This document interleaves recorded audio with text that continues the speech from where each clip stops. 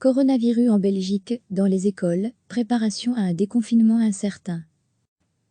Ce lundi, c'est la rentrée après les vacances de Pâques. C'est aussi la dernière ligne droite avant la fin de l'année académique. Et alors que les chiffres du coronavirus sont de plus en plus encourageants, on se dirige progressivement vers un déconfinement. Mais qui des écoles ? Ce lundi, la ministre de l'Éducation de la Fédération Wallonie-Bruxelles tient une réunion à ce sujet. Et pour l'heure, pas question de renvoyer à l'école les 900 000 élèves et 100 000 enseignants de la FWB. Priorité est donnée aux élèves de dernières années. Pour avoir davantage d'éléments concrets, il faut attendre la prochaine réunion du Conseil national de sécurité qui aura lieu ce vendredi. En attendant, dans les écoles on s'organise.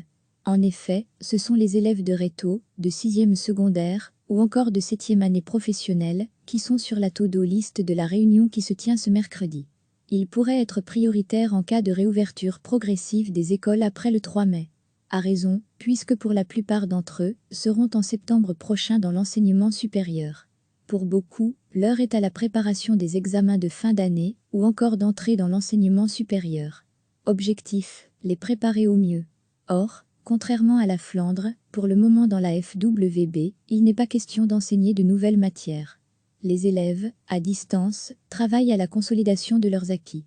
Néanmoins, si une réouverture progressive des écoles devait être décidée après le 3 mai, les élèves de dernière année pourraient être prioritaires. En attendant que des mesures soient décidées, les écoles s'organisent et les cours à distance se développent.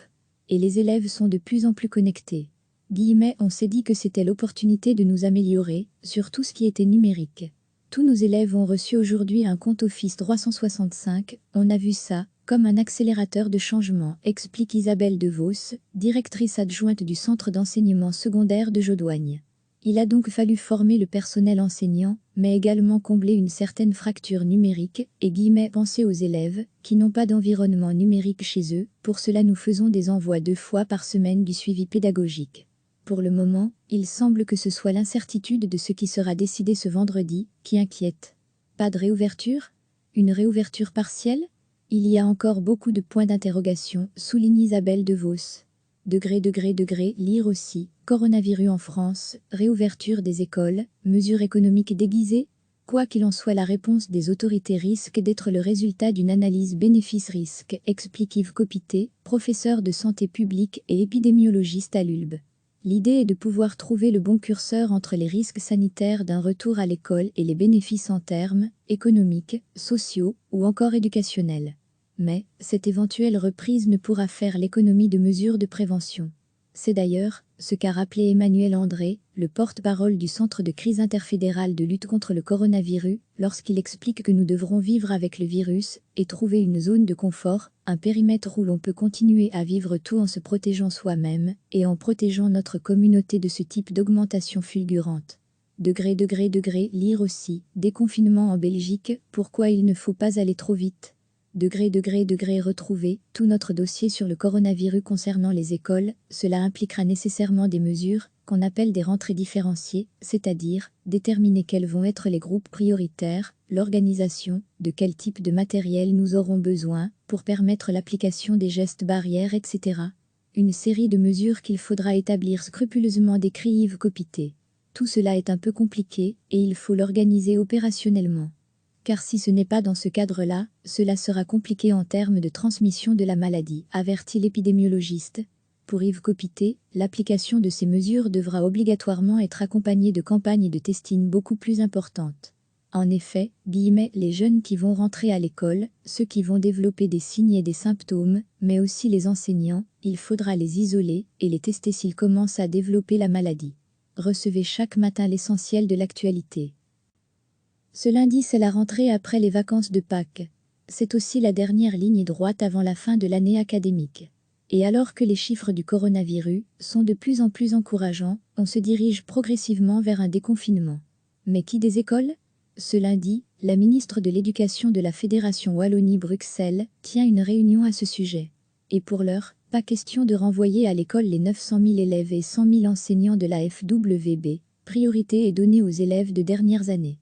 Pour avoir davantage d'éléments concrets, il faut attendre la prochaine réunion du Conseil national de sécurité qui aura lieu ce vendredi. En attendant, dans les écoles on s'organise.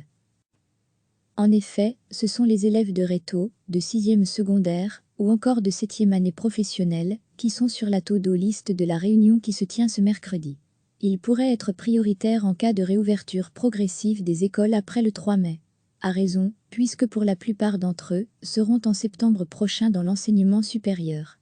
Pour beaucoup, l'heure est à la préparation des examens de fin d'année, ou encore d'entrée dans l'enseignement supérieur.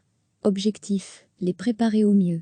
Or, contrairement à la Flandre, pour le moment dans la FWB, il n'est pas question d'enseigner de nouvelles matières. Les élèves, à distance, travaillent à la consolidation de leurs acquis.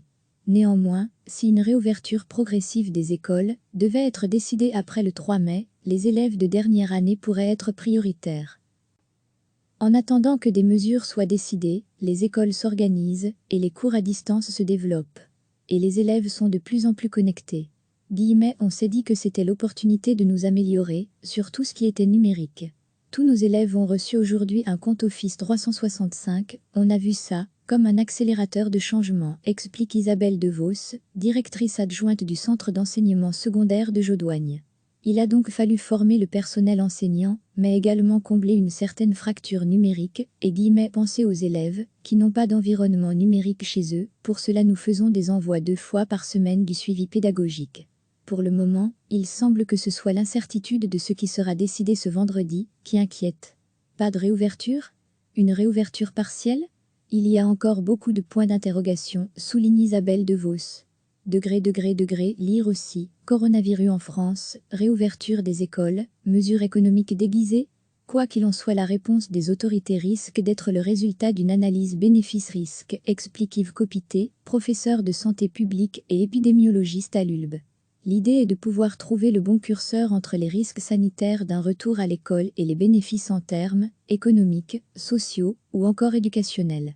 Mais, cette éventuelle reprise ne pourra faire l'économie de mesures de prévention. C'est d'ailleurs ce qu'a rappelé Emmanuel André, le porte-parole du Centre de crise interfédéral de lutte contre le coronavirus, lorsqu'il explique que nous devrons vivre avec le virus et trouver une zone de confort, un périmètre où l'on peut continuer à vivre tout en se protégeant soi-même et en protégeant notre communauté de ce type d'augmentation fulgurante. Lire aussi, déconfinement en Belgique, pourquoi il ne faut pas aller trop vite. Retrouver tout notre dossier sur le coronavirus concernant les écoles, cela impliquera nécessairement des mesures qu'on appelle des rentrées différenciées, c'est-à-dire déterminer quels vont être les groupes prioritaires, l'organisation, de quel type de matériel nous aurons besoin pour permettre l'application des gestes barrières, etc. Une série de mesures qu'il faudra établir scrupuleusement, décrit Yves Copité. Tout cela est un peu compliqué et il faut l'organiser opérationnellement. Car si ce n'est pas dans ce cadre-là, cela sera compliqué en termes de transmission de la maladie, avertit l'épidémiologiste. Pour Yves Copité, l'application de ces mesures devra obligatoirement être accompagnée de campagnes de testing beaucoup plus importantes. En effet, les jeunes qui vont rentrer à l'école, ceux qui vont développer des signes et des symptômes, mais aussi les enseignants, il faudra les isoler et les tester s'ils commencent à développer la maladie. Cliquez sur s'abonner pour recevoir les dernières nouvelles.